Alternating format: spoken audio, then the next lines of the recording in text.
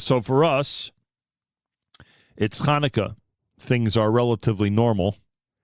And we always have an amazing musical celebration on the first day of Chanukah here at JM and the AM. But our brothers and sisters in Australia, as you can imagine, are grieving to a degree that we can't even comprehend. We all heard the news early Sunday morning here in the New York, New Jersey area. Everybody's aware of what happened. And Baruch Hashem, we have a friend in Australia who's literally there, Linda Royal, who ironically, when she has last appeared on JM and the AM, it was to discuss the anti-Semitism that is plaguing Australia. Not that it's not in other parts of the world. We're all familiar with that. But Australia in particular has been a target of the anti-Semites. And if you look at what happened at the celebration Sunday in Australia, who would ever have imagined that the community would be going through what they're going through? Linda Royal, I regret that it's under these circumstances, but I am saying to you, happy Chanukah and welcome back to JM and the AM. Thank you very much. It's very hard to have light in the darkness. We're all trying really hard, but it's a really tough time here for us. Tell me about Sunday, first of all, just for a perspective for those listening around the world. I mean, this is where it happened is a pretty robust Jewish community. Would that be accurate? Yeah. So it's it happened down at Bondi Beach, which is an iconic landmark in Australia and around the world. In fact, I've even written it into my second book because it was a haven for refugees. Real estate was cheap in Bondi. So a lot of the refugees and the Holocaust survivors settled down there, and Bondi Beach became their place to meet and greet, to meet their future husbands and wives. In fact, the steps of Bondi Beach are still called, and were called in my day, the next generation, Little Jerusalem. And you'd go, oh, we'll go and meet you at Little Jerusalem steps. Wow. And so it was a safe haven and a place for us now, my generation and my children's generation, to relax, to do yoga, to walk on the beach, to swim, to meditate, to beach volleyball. So it was Chanukah by the Sea, which was advertised by the Chabad of Bondi. And I do remind everybody that, I mean, you're in the middle of the summer in Australia, right? We're used to Chanukah. It was a beautiful day. Right. It was like 85 degrees and 6 o'clock in the afternoon, and the sun wasn't going to set till, I think the Chanukah lighting was at 7 p.m. and at 10 to 7, mayhem broke out. Yeah. And obviously, I mean, we know just based on the sheer numbers and the personalities that we've been introduced to through this tragedy. Obviously, the entire community has been affected. I mean, there's nobody who's not in mourning for somebody that they were related to, that they knew, et cetera, et cetera. I'm sure there's still plenty of people who are injured, who are being taken care of in hospitals or at home. What update can you give us regarding that and the mourning that's going on in the community? And then you mentioned to me that literally, because now it's Monday night in Australia. You indicated to me that literally just minutes ago you got home from a memorial that took place there. Well, there's a constant memorial because it's been set up. So, the bunches of flowers have been laid in a big circle with the Israeli flag and Australian flag, and Chanukiahs have been placed there, and candles, like I guess yahrzeit candles type, little burning candles, and big police presence. All the media are down there, all the TV stations constantly, politicians coming and going, rabbis coming and going. Yeah.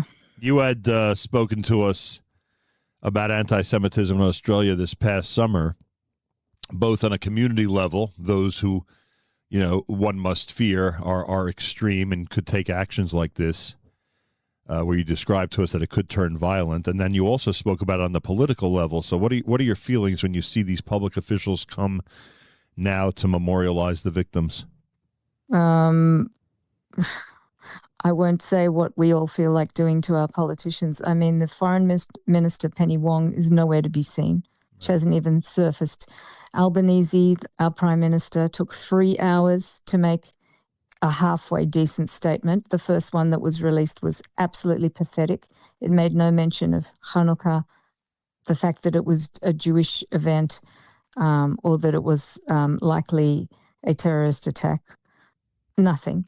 And then he came out with a statement 3 hours post, and obviously the spin doctors had been on and, Yeah, given him his script, which was appropriate. He then went and laid a bunch of flowers this morning, and most of us really wanted to throw up because it was like, I mean, you're such a hypocrite. We told you, Israel's been telling you, intelligence has been telling you that this is not a possibility but a probability, and too little too late. 16 people are dead. There are 27 still hospitalized in critical condition. They range from 10 years old to an 87-year-old Holocaust survivor. There was a guy who was in the October 7 attacks and survived, who got a bullet wound, but he's going to be okay. It's just incredible. It may sound superfluous to even ask you this, but do you have direct contact with any of the victims? I mean, I obviously, like I said, everybody in the community, knows everybody and certainly feels the grief and mourning. But any direct relatives or friends that were victims in this attack? My next door neighbor was standing next to his rabbi when his rabbi was murdered. Oh. And he has 3 or 4 friends in the Chevra waiting to be buried. So that, because he's Russian, so that community is just devastated. We were with our best friends last night, and their son was on Jewish security duty down there. So he narrowly missed being a target. Everyone knows somebody who was there who just got out the way in time, or who, had a gunshot wound, or, I mean, yeah, it's and it's 5 minutes from where I live. Now we have helicopters circling the suburbs. It's like being in a sci-fi movie. They're looking for terrorists in the bushes, or, who knows what they're looking for. Linda Royal is with us from Sydney, Australia, correct? Yeah. From Sydney, Australia. 5 minutes from where this happened on Sunday night. What did they say about this pair? We've learned that it was a father and son duo that carried out this targeting Jews terror attack. Yeah. 50-year-old father who's now deceased, eliminated. 24-year-old son whose mother came out in the media today, I don't know if you've heard that report, and said he's actually a good boy. So if she's making a tough argument. I would like to know what a bad boy. I'd like to know what a bad boy does if a good boy goes out and shoots down. And there's and not that this is obviously the story, but it's certainly one of the things that caught our attention on the other side of the world. This video of the Good Samaritan who took down the one of the terrorists. Do we know about his background? It seems to be an issue out there. Do we know anything about him? Point of contention. I've been told today that he was a Maronite Christian, who obviously they love Israel and love the Jews. But then I was told that he was a Syrian Muslim who had not seen his parents for 20 years, and his parents have just come out and haven't been here that long. I don't care what he is. He's a hero. Yep. He's saved countless lives, no doubt. I mean, what an incredible act. Tell me about the community now. As you just described earlier, you were at the memorial. One could only imagine what community and synagogue life is going to be over the next few weeks and months. Very tight security. I mean, the cops have promised high presence, increased presence. I unfortunately, it takes dead Jews for anyone to sit up and notice. Yeah. I really don't know. I mean, I've just been in Israel. I was there for Yom Kippur, which was incredible, the week before the hostages were released. And I said to my husband, I think we need to buy a place here. Honestly, I feel more at home here than anywhere. I came back to Australia and just felt numb, really, after what we've been through. Everyone thought it had sort of calmed down a bit, so maybe our guard was down. But there was still Jewish communal security who had cordoned off the area and tried to, make sure that it was a safe area. But you can't really stop snipers on a bridge with hunting rifles with long-range capability. Yeah. You guys know you have shootouts all the time, but for us, it's it's an anomaly. We don't normally have this happen. Yeah, no, I get it. It seems like the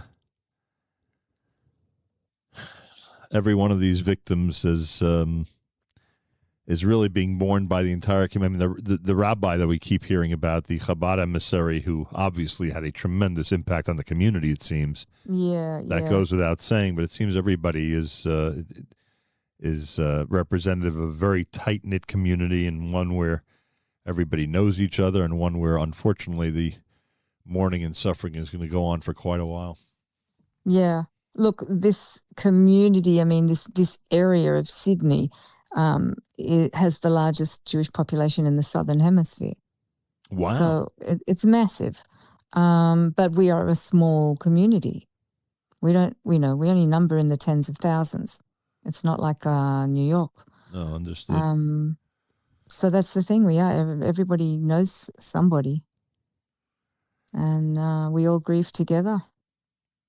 Well, we felt we had to reach out, and I know that because it's already, for you, it's really late because you haven't slept since this all started.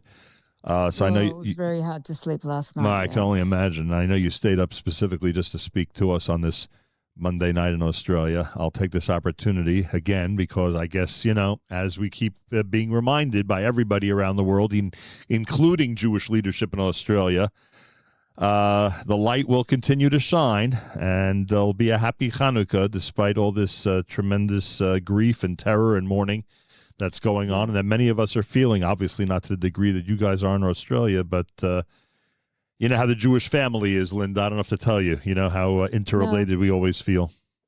Oh, for sure. We all grieve together, and we feel the love from around the world. And I have to say the Australian Jewish community and non-Jewish community have been incredible. The media, for the first time in 2 years, have not been biased. They've been reporting honestly and respectfully, incredibly respectfully. Yeah. So it really has been a breath of fresh air. So yeah, and as you said, we know what it takes to get to that point. Unfortunately. Yeah. Unfortunately. God bless you. Stay safe. Our best regards to everybody down in Sydney, and we're all thinking of you. And of course, as I said earlier, a happy Hanukkah. I hope it'll be a Hanukkah of some light for everybody there. Thank you, and the same to all of you as well. We hope for a little bit of light. We all lit our candles, and we all said our prayers, and we move on. 100%. Linda Royal from Sydney, Australia, literally 5 minutes from the site of Sunday night's attack by these two monsters. Father and son, imagine that. This was their activity. It's a Sunday, and a father and son want to go embark on some adventure, some activity, something that they could do together, and this is what they chose. Amazing. And of course we continue to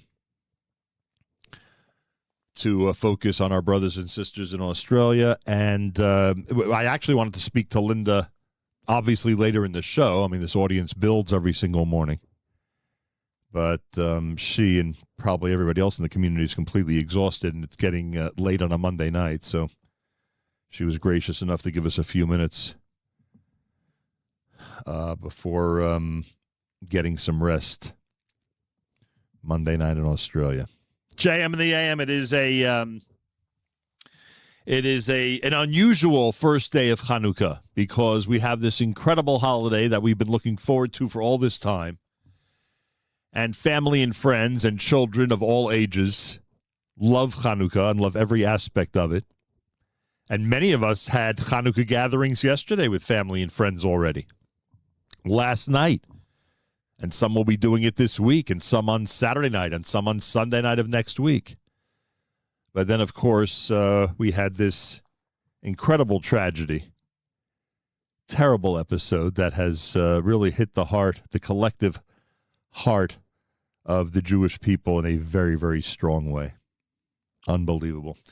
Our hearts are with the Jewish community in Sydney, Australia, on this Monday, first day of Chanukah here at JM in the AM. More coming up. We are going to get back into our Hanukkah celebration mode. That's what we always do the first day of Hanukkah. And I know that this is something that that we as a Jewish people, and certainly our Jewish leadership, our religious leadership, continues to emphasize and to encourage. The light will shine and will shine bright, even with this terrible attack on Bondi Beach in Australia, and the way it has affected the Jewish community of Sydney, the Jewish community of Australia, and the Jewish community around the world.